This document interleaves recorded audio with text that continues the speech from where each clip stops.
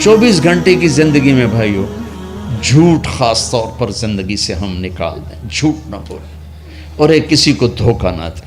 میرے نبی نے فرمایا میرا امتی ہر گناہ کر سکتا، دو نہیں کر سکتا، ایک جھوٹ کبھی نہیں بولے گا، ایک دھوکہ کبھی نہیں دے گا۔ تم جھوٹ نہ بولیں، دھوکہ نہ دیں، ظلم نہ کریں، زیادتی نہ کریں۔ ظلم و زیادتی سے اللہ کا غضب حرکت میں آ جاتا ہے۔ میرے نبی نے فرمایا من آذا ذمیا فقد آذانی، جس نے کسی غیر مسلم کو بھی دکھ پہنچایا تو اس نے مجھے دکھ پہنچایا۔ جس نے کسی غیر مسلم کو دکھ پہنچایا اس نے مجھے دکھ پہنچایا۔ میرے نبی نے تو اپنے ساتھ رہنے غیر مسلموں کے ساتھ اتنی رحمت للعالمین کا ثبوت دیا۔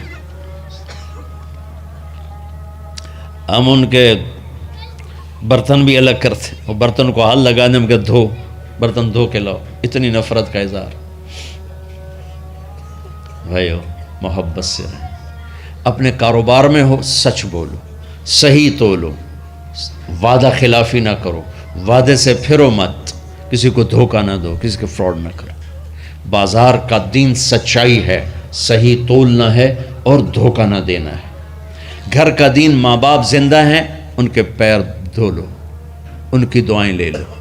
گھر والے ہو اپنی بیوی سے حسن سلوک کرو، گالی دینا، تانے دینا، طنز بولیاں، اپنے گھروں کو آگ نہ لگاؤ۔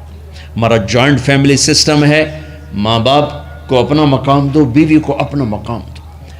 ہمارا سسرالی معاشرہ ظالم ہے، درد سے کہہ رہا ہوں ظالم ہے، ہمارا سسرالی معاشرہ ظالم ہے، چاہے دیندار کہلاتے ہوں، چاہے دنیا دار کہلاتے ہوں، چاہے پڑھے لکھے کہلاتے ہوں، چاہے ان پڑھ کہلاتے ہوں، ظلم ہے۔ میں کہاں سے اس کی تعویل کروں؟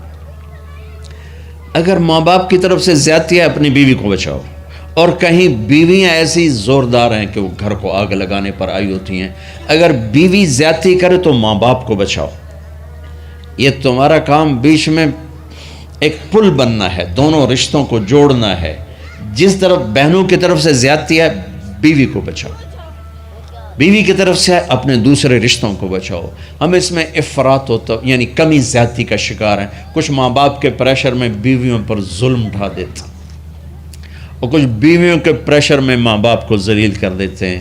یہ دونوں انسانیت سے دور کی چیزیں ہیں۔ بھائیو اپنے نبی کی زندگی پڑھو اللہ کو۔ میرے نبی کی ایک حدیث سناؤں، میرے نبی نے فرمایا یہ جو میرے مدینے والے لوگ ہیں نا یہ بڑے اچھے ہیں، ان کے گھر میں جب کسی کی ڈولی اترے نا تو اسے یوں لگتا ہے جیسے میں اپنے ماں باپ کے گھر ہی آ گئی۔ یہ چند دن پہلے میں نے حدیث پڑھی تو مجھے بڑا مزہ آیا کہ میرا تو مستقل مضمون بیان کرتا رہتا ہوں۔ آپ نے فرمایا کہ یہ جو میرے انصار ہیں مدینے والے، ان کے گھر میں کسی کی ڈولی آ جائے تو اسے یوں لگتا ہے جیسے اس کو اپنے ماں باپ اور ساس سسروں میں کوئی فرق ہی نہیں نظر آتا کہ یہ ایسے اچھے اخلاق کے لوگ ہیں۔ چلو اگر یہ نہیں ہو سکتا تو کم از کم یہ نفرت تو نہ ہو، لگائی بجھائی، لڑائی جھگڑے، طلاقوں کی شرح بڑھ چکی ہے صرف زبان کی بدتمیزی پر، صرف زبان کی بدتمیزی پر، صرف زبان کی بدتمیزی پر طلاقوں کی شرح بڑھ چکی۔ بھائیو اپنے اخلاق سے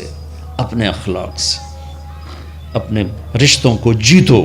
ماں باپ کا دل جیتنا ہے، بہن بھائیوں کا دل جیتنا ہے، اپنی بیوی کا دل جیتنا ہے اچھے اخلاق کے ساتھ۔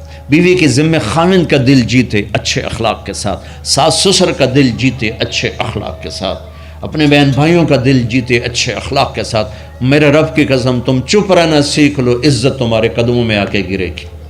جواب نہ دو، چپ ہو جاؤ، اللہ عزت تمہارے قدموں پہ لا کے کھڑا کر دے، تمہارے قدموں میں آ کے اللہ عزت کو گرائے گا۔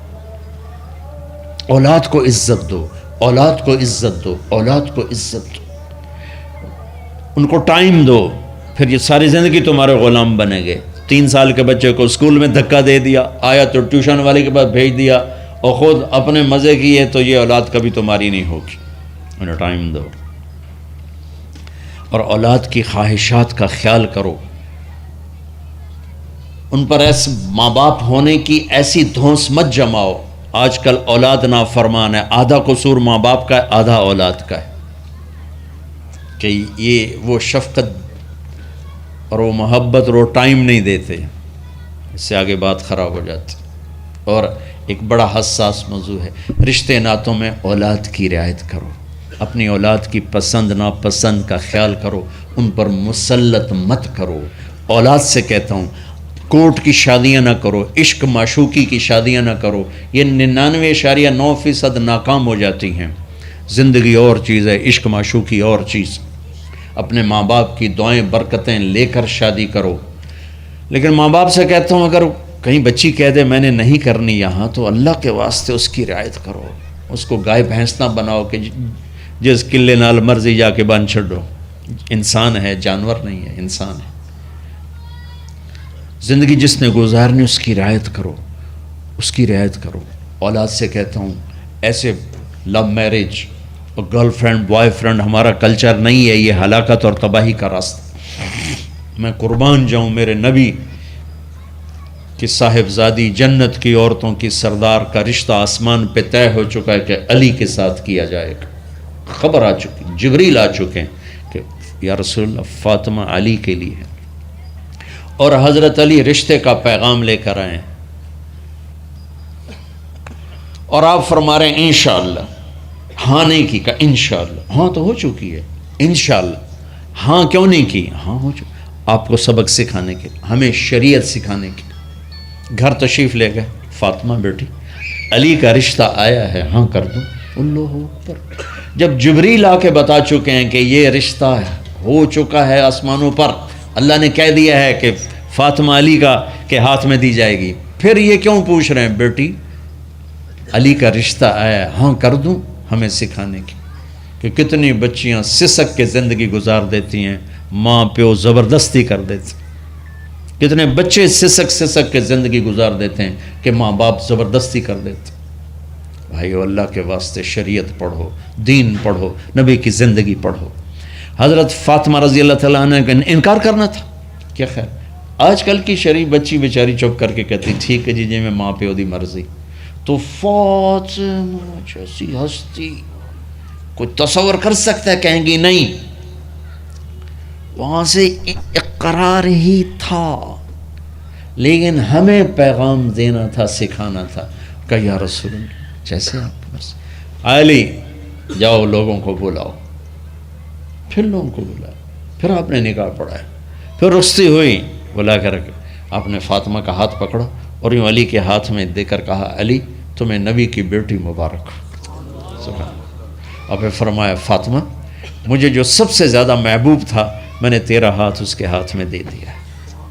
بھائی اللہ کے واسطے اپنی قومی زندگی سے نکلو، رواجی زندگی سے نکلو، پنجاب کی زندگی، پٹھانوں کی زندگی، بلوچوں کی زندگی، سندھیوں کی زندگی، یہ بت ہیں، ان کو توڑ کے نبوت والی زندگی، نبوت والی زندگی، نبوت والی زندگی وہ اختیار کریں گے، ہماری عورتیں بھی سکھی، ہمارے مرد بھی سکھی، ہماری اولاد بھی سکھی۔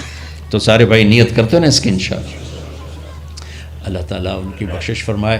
تو آپ بھائیوں ایک تو جہاں مرکز ہے اسماعیل وہاں جایا کرو، جمعرات کو آپ کا فائدہ ہوگا۔ آپ کے پاس مسجد میں جماعت آ جائے ان کے ساتھ بیٹھا کرو، اس سے آپ کو انشاءاللہ فائدہ ہوگا۔ مہینے میں 3 دن جایا کرو، اس سے آپ کو انشاءاللہ راستہ ملے گا۔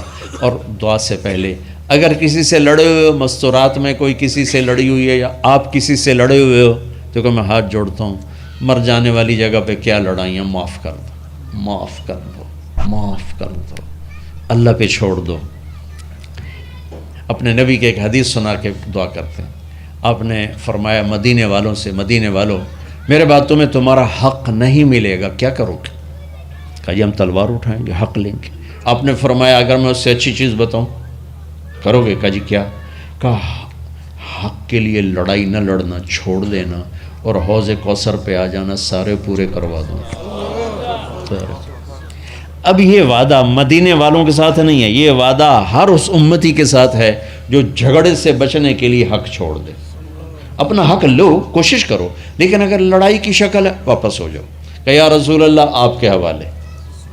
آپ نے مدینے والوں میں ہمیں بھی شامل کیا ہے، جس کا حق مارا جائے اور لڑے نہیں، چھوڑ دے، صبر کر جائے، میرے انتظار کر آنکھیں بند ہونے کا کہ میرا نبی تیرا وکیل ہوگا اور اللہ جج ہوگا، ان ویکھیا فیصلہ کہیں دا ہوندا ہے۔ پھر